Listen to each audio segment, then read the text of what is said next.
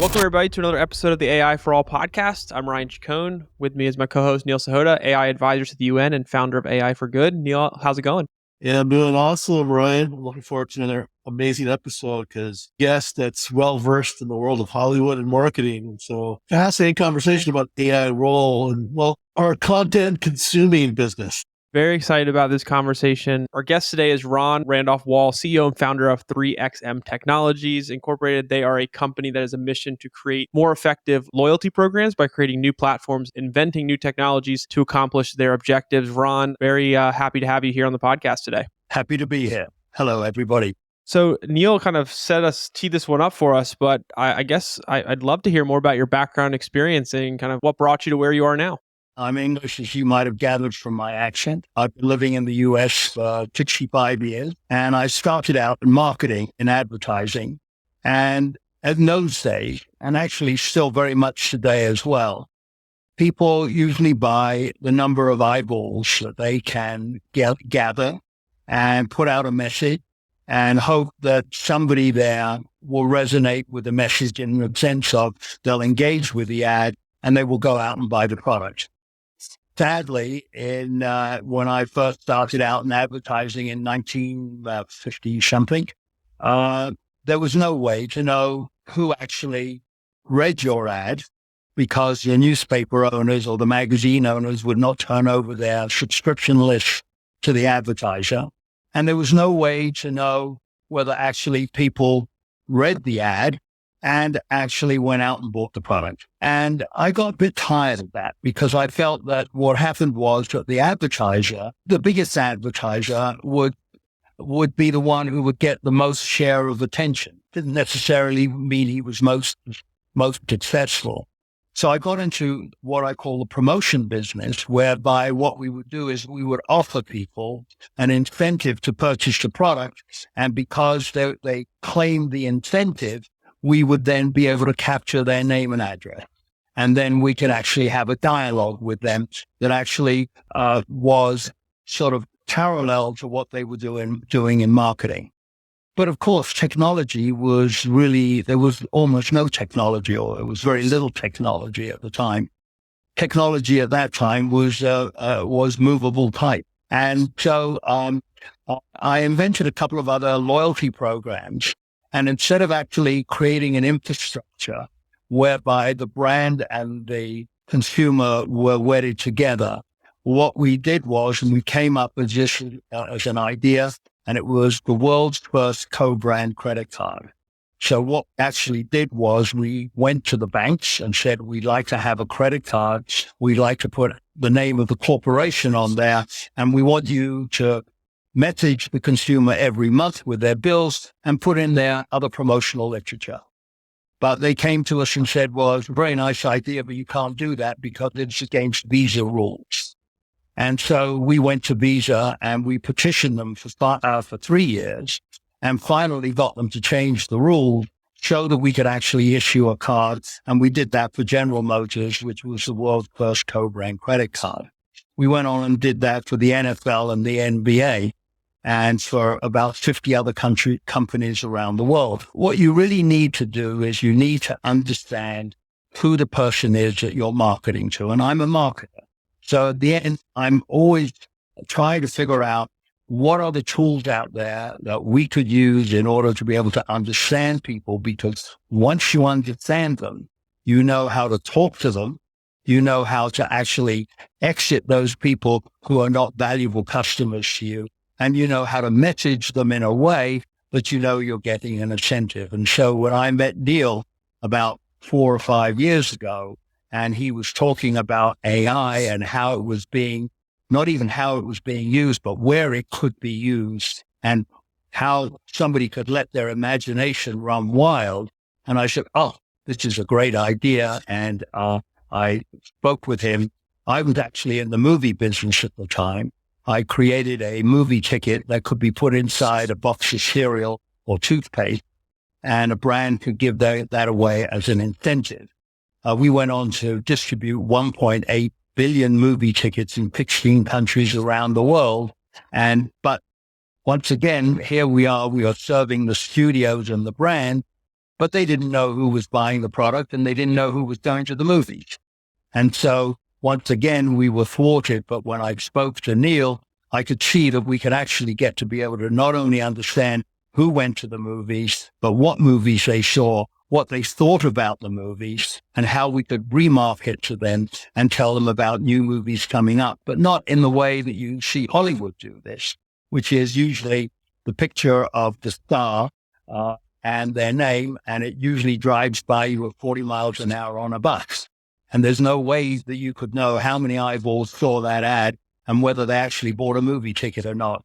And so what we've been doing for the last couple of years is blending together not only the psychological and emotional data of the moviegoer, but also connecting it as well with their local box office as well in the theater, so we can actually see who reads our messages, how deep they go into the message that we've sent them, and actually whether they purchase or not. So it's sort of kind of the holy grail, and I've just been waiting 50 years to get the technology to catch up with my imagination. Ron, you've had a lot of success, as you share with everybody. You're talking about the movie business here. You talk about a different way of essentially marketing these movies. Why hasn't this happened yet? Do they feel like nothing's broken here, or it's good enough? What's the deal? Well, that is a great question. And actually, let me sort of expand the way in which I talk about what we're doing. First of all, Plato or Socrates said, know yourself.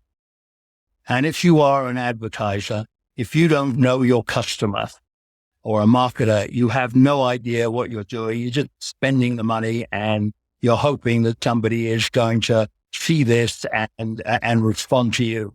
But you have no idea whether, in fact, there's a relationship between how much you spend and actually what you earn from that message. This idea that we've been talking about can actually be applied to any industry. As long as you know who the customer is, or you give the customer an incentive to talk to you so that you get to know them, you could apply this, whether this be in providing psychological advice to people who have gone online and are asking a therapist to tell them how to get out of a bad marriage or how to be in a better relationship. And so we're looking and exploring all of those ways. But let's go back to your question. And that is that how is it this has not been done before, even though this technology has been out there for quite a while? The real problem is, and I'm going to be a little bit uncharitable here. And, I always quote this statistic. The number of seats that are sold in a movie theater, and I'm sorry, I'm sticking with the movie industry, but it happens to be a very good way to describe what the problem is. The number of people who go to a movie theater relative to the number of seats that are available for sale is about 12%, which means that 88% of the seats in a movie theater go unsold. Now, here you have people in Hollywood, or people in an advertising agency in New York or on the Sunset Strip or wherever. And they come up with these very, very clever ads of why you should buy their products. But generally speaking, if you have never been in the sales vision, and when I talk about sales, I mean behind the counter, actually talking to a customer, okay? You have no idea about what people think and how they go about making decisions. And what we do is we look at people. We see how they move their eyes, whether they move forward, whether they ask you interesting questions. But today, all of that stuff can be digitized and all of that can be put together in a formula so that you can actually understand these people. But I doubt whether there's anybody from a studio who's been inside a movie theater on the third week when their movie is playing and there's only 4 people in the auditorium. Okay. So it's really a dark thing, I think, on marketing about knowing how to engage and get with their customer. And then, of course, we have the other side of it, which is the people are scared. Okay. They're scared to try something new. I ran a company. We have 40 employees. We were operating in 16 countries around the world. And we actually had a meeting once a week, and it was called the Anarchists Meeting. And the object was to blow up what we're doing and do it differently. And you think about the way companies operate, and you see that there's nobody there who is either really responsible for the money. If you're in marketing, you're there to spend the money. You're there to figure out how to spend the money, but you're not necessarily connected to the finance department to see exactly how many movie tickets were sold or how many products moved off the shelf. And so there needs to be a real alignment, that now we have all of these tools available to us, but you still need people who understand the sales process and they're willing to blow it up to figure out how to get more engaged with customers as well. And, that's part of my mission in life.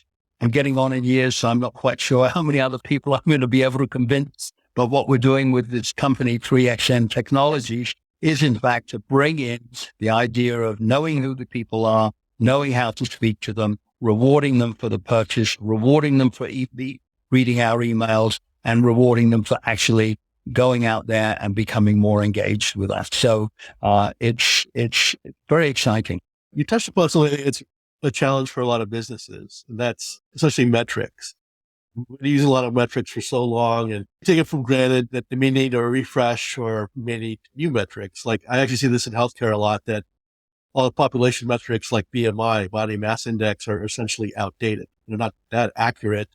We have better ways now, use like body volume. It sounds like it's the same thing when it comes to marketing. I remember once you were talking about Top Gun Maverick, Ron, and over 500 million, I think, domestic, and you're like, do the math, crunch the numbers, you strip out all the people who went to the movies multiple times, that kind of stuff, and the average ticket price. But it boiled down to about 20 million people in the U.S. saw the movie. Out of a possible audience of 100 million people that probably would have really enjoyed the movie. So, $1 million sounds great, Ron. You only get after 20% of the market. Well, of course, you're not going to always tell everybody everything, right? So one has to figure out what is your likely potential income. But I was walking to, I was at the Paramount studio lot. I bumped into a guy and I said to him, "What do you do?" Yeah. He says, "I'm in advertising." I says, "Well, what do you do in advertising?" He says, "Well, I figure out the budget." So I said, "Well, you've got a new Mission Impossible movie coming out. How much are you going to spend?" "Oh, sorry, Top Gun Maverick." He said, "How much are you going to spend?" He said, "I'm going to spend $148 million in marketing." I said, "Well, how do you arrive at that number?" He said, "Well, we had the movie that came out 6 years earlier. We spent $148 million and we were happy with that little." When I talk to people in companies, it's very rare that they sit down and they actually do the numbers. And that is, how much are you spending? How much is all of your fixed cost? How does the CFO sit down in the marketing department other than say, "Well, you've got $300 million to spend this year in marketing"? They're not asking how many eyeballs, how many people that you encouraged that were new. How do you go out there and find those people? There are all of those sort of questions that generally don't get answered. And of course, one hopes that actually with technology, not only will you know how to talk to people, but you'll also be able to see attribution as well, which is whether the ad worked, whether people opened it up, whether they read it, whether they responded to it, and then also being able to do analytics on who they are, whether they were an existing customer, whether they're a new customer. There are all of those things that are out there and lots of this stuff. Even those people have got their MBAs, they're not doing that stuff. A lot of discussions we have on this podcast are around the advancements in AI and the advancements in just data management, data collection that companies are now having access to. And I think a big question we always ask is how companies can make sure that they're getting the best data possible, because having that data allows them to utilize these new technologies to better understand their audience, better understand their target customers, their existing customers, and make better decisions to do their jobs well, whether it's in the marketing space or other roles within an organization. But one of the biggest things I'm excited for as a marketer myself is just having tools that can better analyze data in a more quickly for us to better understand who our audience is, better understand how campaigns are being run, and how to make tweaks and changes to get things to be more effective more quickly. The big thing since the 1960s has been loyalty. Okay. as I told you, I've done about 50 odd loyalty programs around the world. The General Motors credit card, and the NFL and the NBA are still going after 35 years. Okay. Same program that I designed, created, and built. The problem is that most brands subsidize their existing user. So you go and use your credit card. It's very nice that you get 3% off. But at the end of the day, that's 3% that actually the bank earned, and they're giving you because they want you to keep you using their card.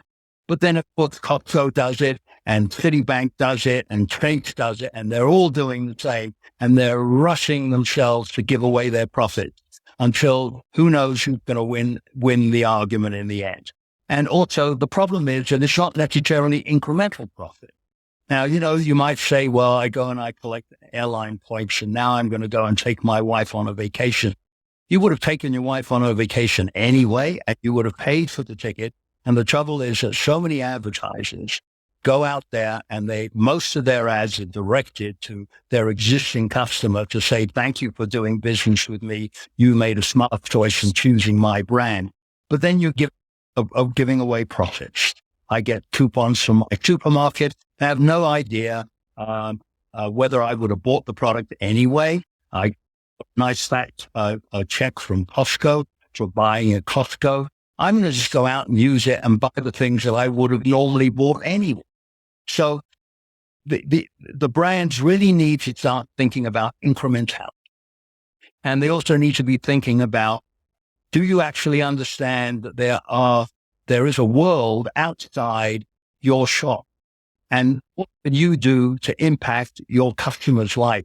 And AI allows you to think about all of these things and not just think about them, but have the tools to go out there and create something that will allow you. And if you set the target as being incremental relationships with these people and incremental dollars in, you're going to succeed. What's required from a company standpoint to be able to utilize the technology and be effective in making these, or I guess, discoveries and understanding of what's working and what's not with not only loyalty programs, but kind of any of the campaigns that they're working to run? And to your point earlier, where it's, people are potentially going to spend the money where you're promoting, like for instance, the Costco example, where you're going to get money back for shopping at Costco, but you're going to shop at Costco anyway. So is there a better way that companies can evaluate and the data to create a program of any kind that is, I guess, more effective and just better across the board? Every company is different. Every audience is different, and the relationship that they have with the brand is different. And I think what people really should do is you should go out there and find a really good expert and somebody who is not just trying to fill his order book, getting you as a customer and serving up some old tired meal, but to go out there and have somebody who can explore that and who kind of thinks on a more global basis rather than in fact thinking about how do I go out there and keep my existing customer happy. Clearly, that only does keep you in business, but it doesn't provide any growth opportunity. So is that really the secret here with AI, that, it helps the marketer become a trusted advisor, and that, with all these tools, the customer so much better, almost like a best friend, but you can actually suggest things to the customer that they ordinarily would not buy, or incentivize them and say like a movie and say like, hey, if you catch this movie on Wednesday afternoon, you're going to get the ticket for half price or something. And you're going to like this movie for X, Y, Z reason. I've watched movies that, I probably would not have if it wasn't for my better half. She loves movies, but I found that some of them I really enjoyed. Ordinarily, I never would have seen them otherwise. So it seems like there's that kind of lost incremental market you're talking about, Ron. So yeah, there's people in society who figure out AI is the bane of all things that are going to be bad in the future. It's 1984 times 2. You have people who read the New York Times and everything else, and I'm talking about the people who've got a good job, they've gone to university and everything else, and they only know what they've read. And then you have people in companies who are trying to figure out how to make it work. But the storybook for AI has not yet been written. There are so many different aspects of the way to see information, how to act on it, And also the tools themselves are becoming smarter also. So, it's a wonderful time for people who are starting out in life and they're trying to figure out where they're going to go and everything else. To dive into it heads first, you're going to find out a lot of things. So I think there's more stuff to come. And to me, today, I'm using it almost every day. I'm figuring out how to write something better, how to conceive of an idea that maybe I've got a rough shape and I need to smooth off the edges. I'm doing it that way. There are other people who are designing illustrations, and there are other people who are making decisions about what proteins to use in cancer drugs. I mean, it's unbelievable, right? That's the power of data at the end of the day. Minutia and the variation is so subtle that for us as people, it's hard to pick up on, but it's tailor-made for AI analysis. Ron, let me ask you as we wrap up here, if people want to learn more about what you all have going on, maybe just connect in any way after this conversation, follow up, what's the best way they can do that? I have a website or an email address. It's ron@3xmtechnologies.com. Technologies is plural.com. I'd be happy to hear from anybody and you will get an answer from me. This was a very exciting conversation. Your experiences and story from your background is really interesting and exciting. So I'm glad you're able to share that. Neil, anything to add before we wrap up? I think it's been a great conversation, and I think it's actually been inspirational that a lot of people are just struggling on how to use it. And I think, Ron, you provide some great insights, and you've shown that no matter how much success and how much mileage you might have, there's still opportunity. Thank you very much indeed for giving me a chance to talk to people, and also for your good questions. I always find this exciting. Thank you very much.